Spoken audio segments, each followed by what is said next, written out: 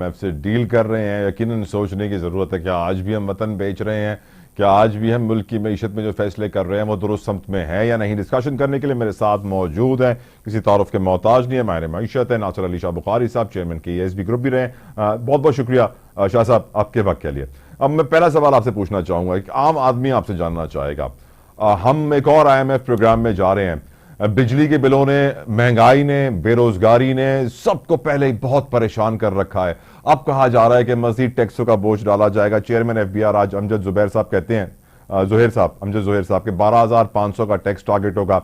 IMF sir कहता है कि हमारा ट्रेड डेफिसिट $28 बिलियन पे चला जाएगा, जो रवां साल $23 बिलियन पे था। आप सर मुस्तकबिल क्या देखते हैं, और आप एक आम पाकिस्तानी को क्या बताएंगे, आने वाला वक्त कैसा होगा सर?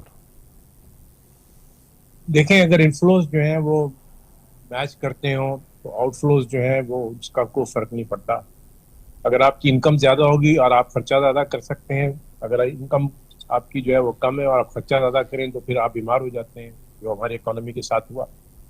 खास तौर पे जब आपके पास 2 3 साल कबल ये $45 बिलियन का जो है वो ट्रेड गैप हो गया, उसको हम आज तक जो है मीट करने के लिए कर्जों पे कर्जे लेते चले जा रहे हैं। IMF को भी इसीलिए लाया गया था कि हम इतने बीमार हो गए थे कि हमारी सकत नहीं रही थी कि हम अपनी अदायगियां कर सकें।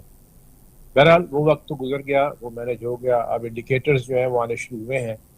जो खुशाइन बात है वो ये है कि इस साल कम से कम आप कैपिटल मार्केट से अंदाजा लगा सकते हैं कि आपको जो फॉरेन इनफ्लोज आने शुरू हुए हैं वो तकरीबन $200 मिलियन को उसने क्रॉस कर लिया है।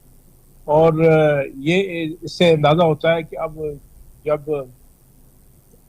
परिंदे आना शुरू होते हैं ना, जी तो सबसे पहले वो परिंदे आते हैं जो सुबह का वक्त का जो है मजा लेना चाहते हैं। तो अब जो है वो जब कैपिटल मार्केट का इन्वेस्टर आता है तो वो सबसे पहले आता है, उसके बाद जो है बाकी दूसरे जो FDIs हैं वो रुख करते हैं। तो वो एक चीज नजर आ रही है कि इनफ्लोज जो है वो जरूर बढ़ जाएंगे अगले 6 महीने में। इनफ्लोज जो है वो रेमिटेंसेस की सूरत में भी, और फिर जो प्रोजेक्ट्स SIFC के हवाले से पाइपलाइन में जिनको मुतल्लिक बातचीत की जा रही है, पिछले गुज़िश्ता 1 बरस से SIFC जो है वो अपने पास स्ट्रक्चर क्रिएट कर रही थी, लीगल फ्रेमवर्क क्रिएट कर रही थी, और वो जो सारी पॉलिसीज थी वो कर रही थी। वो मोर और लेस अब सब कुछ जो है वो कंप्लीट हो गया जो इन्वेस्टर्स की रिक्वायरमेंट के हिसाब से था। तो इसके बाद मैं समझता हूँ कि अगर आपकी कमाई जो है, अगर पैसे आना ज़्यादा शुरू होंगे तो ये होगा। लेकिन हमारे सिस्टम का जो सबसे बड़ा चैलेंज है, और हमने पहले भी आपसे बात की है इस पे, वो जो हमारी जो इलेक्ट्रिकल पावर प्रोजेक्ट्स जो लगाए गए थे, खास तौर पे IPPs। जो IPPs, और जो खास तौर पे जो आपके PMLN के गुज़िश्ता दौर में जो पावर प्रोजेक्ट्स लगे थे, उसकी वजह से हमारे पास सर्कुलर डेट जो है वो बहुत ज्यादा बढ़ गया। क्योंकि उस वक्त जो है एक बहुत बड़ी गलती ये हुई, आज 42,000 जो मेगावाट्स की कैपेसिटी बताई जाती है, जी उसके सामने डिमांड कम है और हम कैपेसिटी पेमेंट दे रहे हैं। यस। तो मैं ये समझता हूँ जब तक हम कैपेसिटी पेमेंट देते रहेंगे उस वक्त तक ये मसला हल नहीं होगा, और हमें जो है वो इस वक्त 2 ट्रिलियन रुपीस का जो है वो डेफिसिट है। सर IMF कहता नहीं है पाकिस्तान को कैपेसिटी पेमेंट से जान छुड़ाओ? नहीं, वो तो देखिए कहेगा कि आपने जो मुआहदे किए हैं उन मुआहदों को पूरा करें, लेकिन हमें समझदारी से खुद काम करने की जरूरत है कि हम जो कम से कम हमारे अपने एनर्जी सोर्स के जरिए हम बना रहे हैं हर पोल में, उन कंपनियों को कहें कि आप इससे जो है बिटकॉइन माइन करें।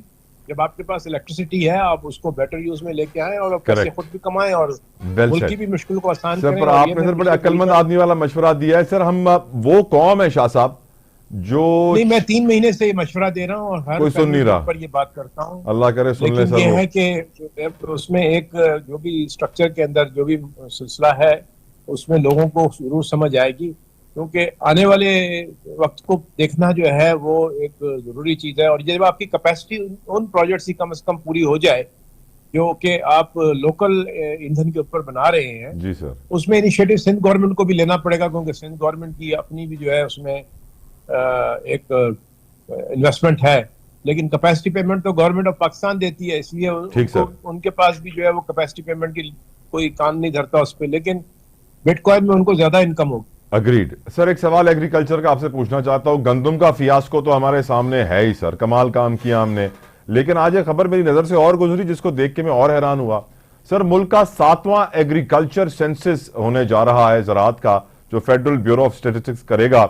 मैं सर हैरान हुआ कि 76 साल पाकिस्तान, जिसकी मईशत की शह रग ज़राअत है, उसके सिर्फ 7वां सेंसस होने जा रहा है। सिर्फ 6 सेंसस पहले हुए हैं। डजंट दिस शो शाह साहब कि हम अपनी मईशत के साथ सीरियस हैं ही नहीं?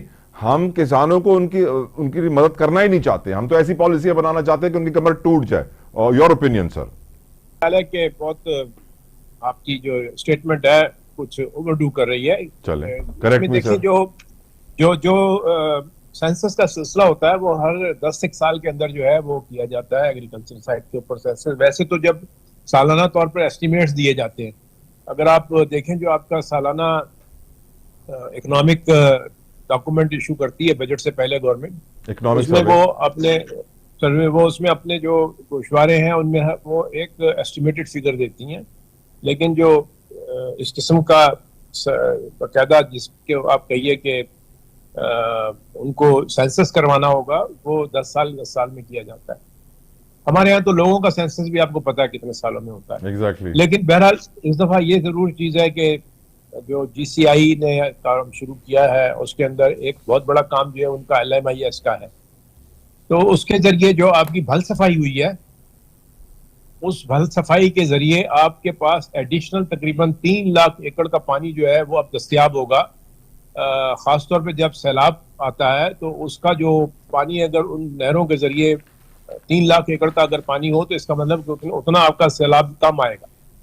तो पंजाब में इस दफा सारी की सारी भल सफाई जो है वो LIMS के सैटेलाइट निजाम के जरिए की गई। थैंक यू नासिर शाह साहब फॉर